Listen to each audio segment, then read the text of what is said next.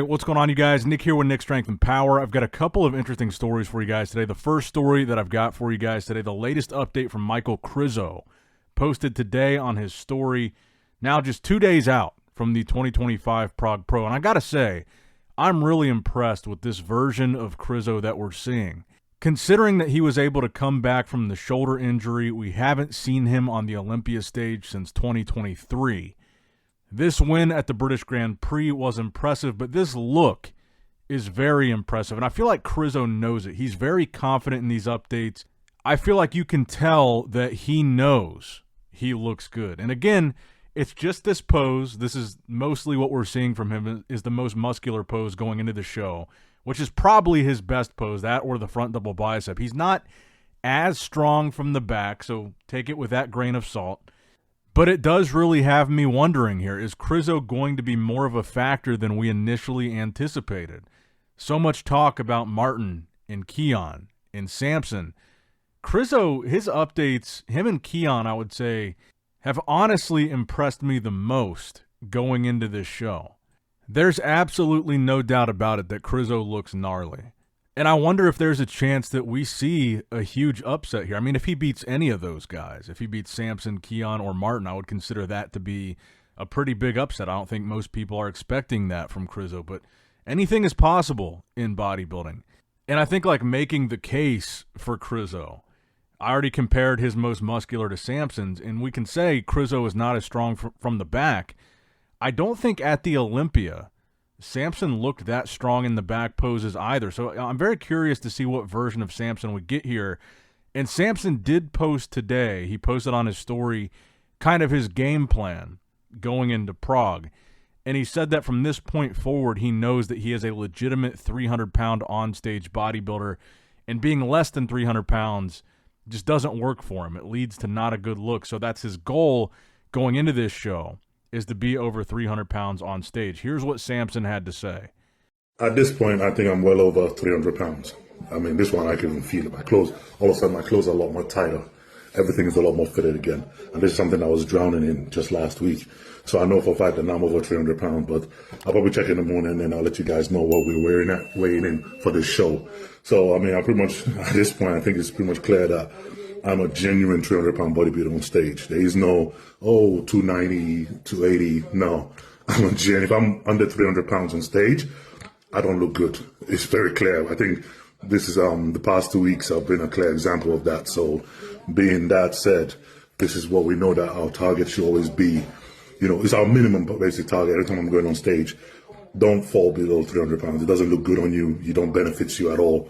So we always got to make sure that, okay, that is the limit of cap of how low we can bring my look. But, you know, it's interesting. Like I said, you know, for everything that's happened, it's been a lesson learned for us to know that, okay, this limits. So I'm interested to see how Samson looks here. I'm interested to see the difference from the Olympia look to this look. And I'm interested to see, like, if the goal is just to be heavier on stage, to be bigger, to be fuller, and to weigh over 300 pounds. Again, it's only 2 weeks between the Olympia and this show.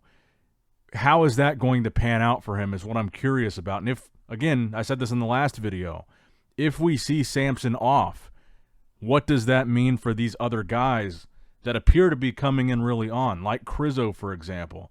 And then going over to the latest physique updates from Martin Fitzwater, we can't count out Martin here. Martin is a top 5 and last year top 4 Olympian. He is the returning defending Prague Pro champion.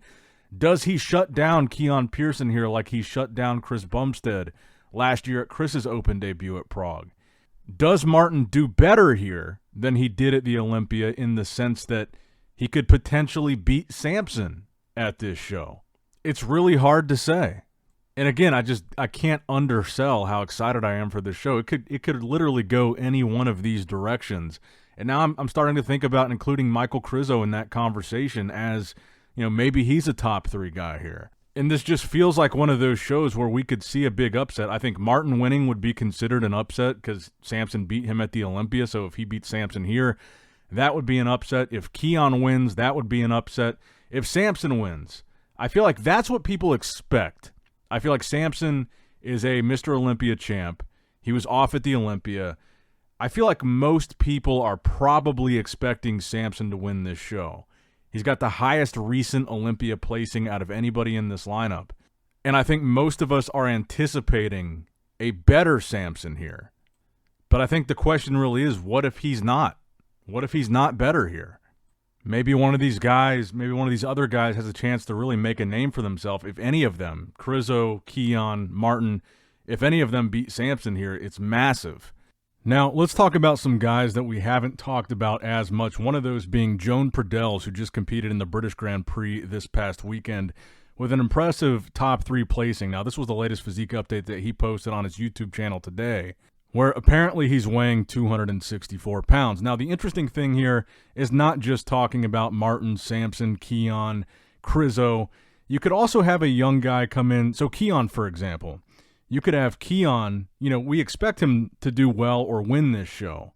But you could also have Keon get beaten by some of these other open guys that are really good. Joan Pradells is one of these guys that is a really good open bodybuilder. He's clearly made some significant improvements since the last season. So we could have a lot of surprises here. Not only could Keon win the show, you could also see Keon being tested for the first time in open, and guys that maybe aren't top-tier open bodybuilders could upset Keon. That's the other option here. So I'm not just Team Keon winning the show. You could have a lot of different things happen. That's what makes the open debut so exciting. You don't know what's going to happen. Maybe Keon wins the show. Maybe he's like outside of the top 5. You don't know. But Joan, he really impressed me at the British show. He's got a ton of size.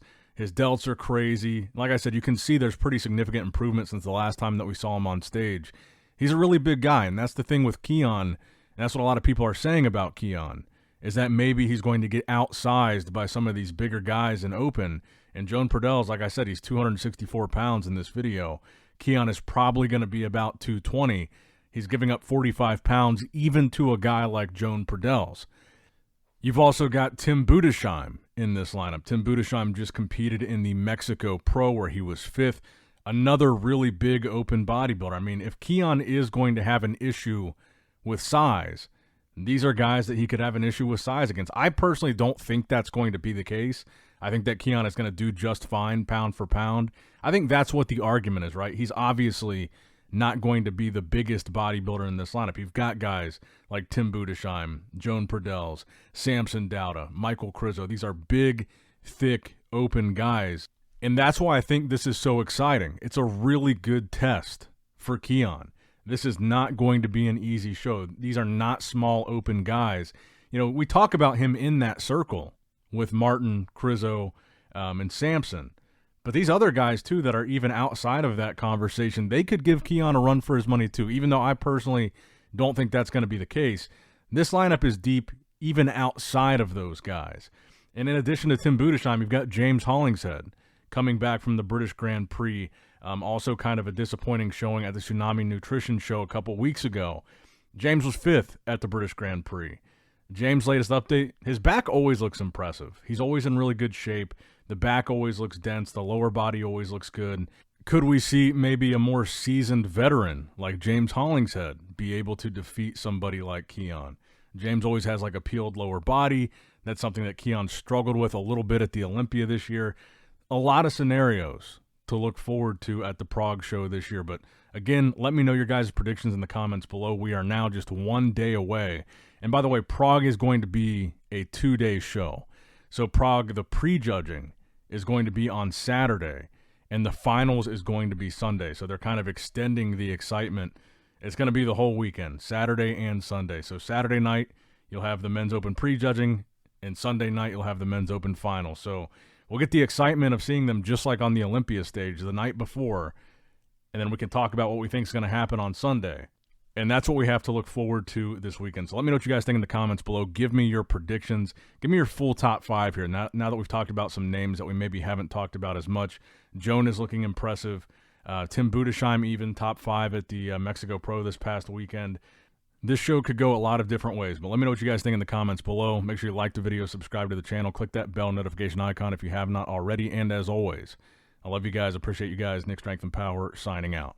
All right, guys, don't forget to click that like button and subscribe to this channel if you enjoy the content. Also, check out my Instagram at NickStrengthPower. my Facebook page, which is simply Nick Strength and Power, my secondary YouTube channel, Nick Strength and Vlogs, for vlogs and bonus content that you will not see on this channel, and consider subscribing to my third YouTube channel, Nick Strength and Pokemon, which is all things Pokemon and trading card games, completely unrelated to this channel. So if you're into that, give that one a look.